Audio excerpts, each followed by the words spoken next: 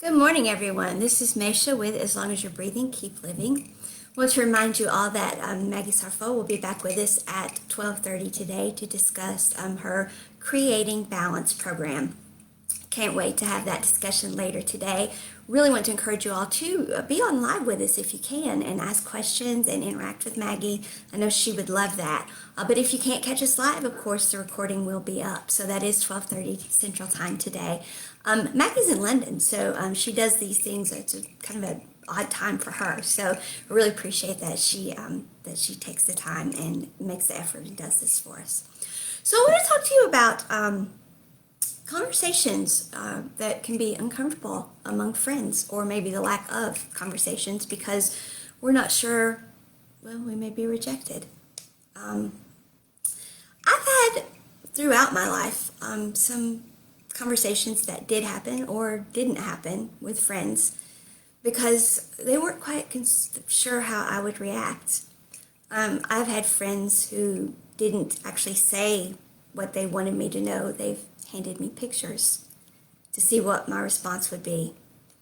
And I love this person. My response was love. There was no other response to have. I've had someone who reached out to me for help and then wouldn't really give me the information I needed to help this person. And I said up front, I'm very willing to help you with this. It was about anxiety. It's about the difficulty getting out of the house to do anything. This person couldn't get out of the house in the morning hardly to go to work. And I said, I understand that anxiety. I've talked about it openly for years that if I don't get out of the house on a regular basis, I get afraid to get out of the house. And so, yes, I'll help you with it. But you're going to have to answer my questions for me to do that, because if I have to start guessing, and I know you well enough to guess, I could tread on some areas that, it could hurt your feelings or something, and I don't want to do that. And this person shut down and wouldn't talk. And so at first, I wouldn't guess, and the person wasn't getting any better. And so I started guessing, and I know I guessed some right things, but I know I also hurt this person's feelings some. And I said, I don't want to do this. I don't want to keep guessing. Please talk to me. And then in the end, the person did get better. And then the person said to me, what a mess I was. And I'm like, well, yeah, I am a mess. We're all messes. That's the whole point of what I do. I talk openly about being a mess so other people can step up and say, I have that too. I have that problem too. And then they don't feel like such a mess. And then they get better, like you've gotten better. But, this person really judged me harshly and told me, that once they were better, told me what a mess I was. And I took it, with a smile and said, yeah, I am. You're right. I'm an open mess to the world. I'm an open mess, But this person wanted the conversation, then didn't want the conversation, but still wanted help, and then turned the tables. But I still loved this person regardless, because this person is my friend. And I understood that it was an uncomfortable thing for them and a scary thing for them. Sometimes we think we know how a friend is going to react to what we're going to tell them. And we don't really. We underestimate that friend. They are going to stick by us. It doesn't matter. And the thing is, if what we tell someone causes them to walk away from us, then maybe they're really not the friend we need anyway. Or sometimes it can be something that is such a strain on the friendship that you do have to maybe not be as close, but that doesn't mean that you stop caring about the person. It depends on what the issue is, because I'm not saying there's a blanket statement for all of it, but unconditional love is unconditional love. I mean, if you love a friend, it really has to be something awful, for you to. And is it really something that a friend can do that you should really turn your back on them? Really?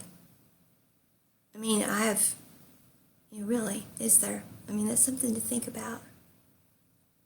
I had a conversation a while back where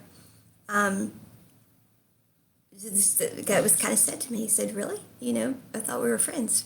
And I had to stop and say, you got me there. We are friends, and I'm sorry, you're right, we are. And I had to back up. So we need to think about those things and take responsibility for communicating our throat chakra. Yeah, our throat chakra. See, you knew I was going to work that in there somehow, didn't you? Chakras and being balanced and centered. When we are balanced and centered, we say the things we need to say, and we hear what's being said to us more clearly. That's part of having our throat chakra balanced as well. And we don't overreact to what we hear. We react in a balanced and centered way. Now, that's not to say that sometimes we might not be a little shocked or a little caught off guard or whatever. I mean, some things are a bit shocking to us.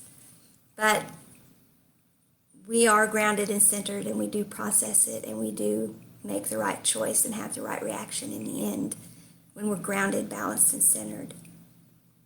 When we are in touch with ourselves, connected to self.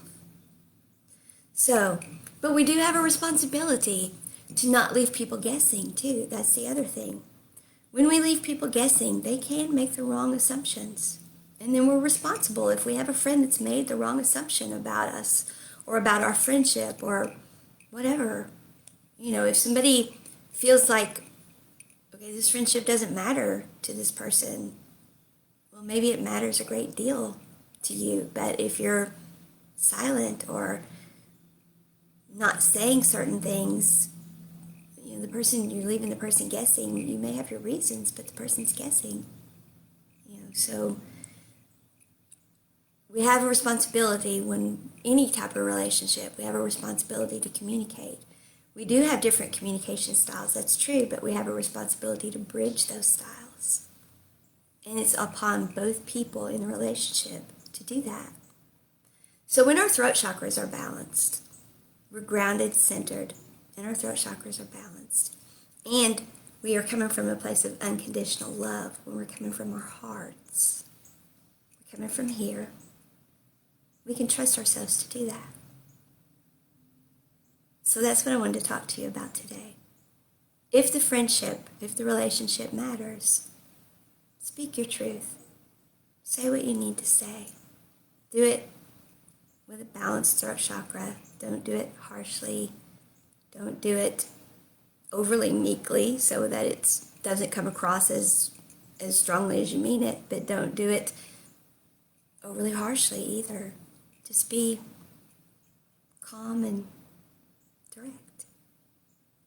Now, not everyone can be calm and direct. Some people, their conversation style, their behavioral style is not that, and not everyone uses words. Some people use actions.